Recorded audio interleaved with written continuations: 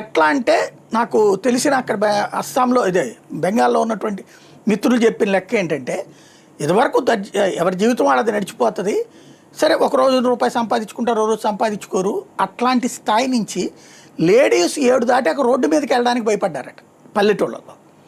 ఆ స్థాయిలో దుర్మార్గాలు చేసినటువంటి వాళ్ళు తృణమూల కాంగ్రెస్ వాళ్ళు, మహిళా ముఖ్యమంత్రి ఉన్నటువంటి రాష్ట్రం. ఈ విషయంలో గూండాలుగా పాల్పడుతున్నది, అరాచకం చేస్తున్న తృణమూల వాళ్ళు. దాన్ని కంట్రోల్ చేయకపోగా అలాంటి సన్నాసులందరినీ కాపలా కాసుకొచ్చినోడు అభిషేక్ బెనర్జీ, అలా మేనల్లుడు.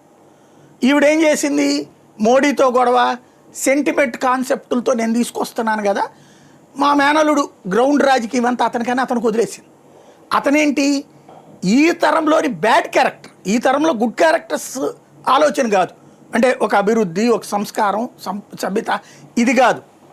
ఓపెన్గా వాడు ఇచ్చిన వార్నింగ్ బెనర్జీ, నువ్వు దమ్ముంటే రా 4వ తారీఖు ఉండు అమిత్ షా చూసుకుందాం అంటున్నాడంటే వాడు ఎంత పొగరుతో మాట్లాడతాడన్నాడు. అమిత్ షాని, హోంమంత్రిని 4వ తారీఖు నువ్వు దమ్ముంటే ఉండు చూసుకుందామన్నాడంటే అది రౌడీయిజం పిలుపా, ప్రజాస్వామ్య పిలుపా? ఇట్లాంటిది ప్రజలు యాక్సెప్ట్ చేస్తారా అక్కడ అన్నది నాకు డౌట్ వచ్చింది. ఎప్పుడైతే వీళ్ళు సర్వేల్లో చెప్పిన మాట ఉంది కదా, భయపడ్డాడు అనేది Pradeep Gupta axis my India మాట ఉంది కదా, ఏది వాళ్ళు భయం చెప్పట్లేదు.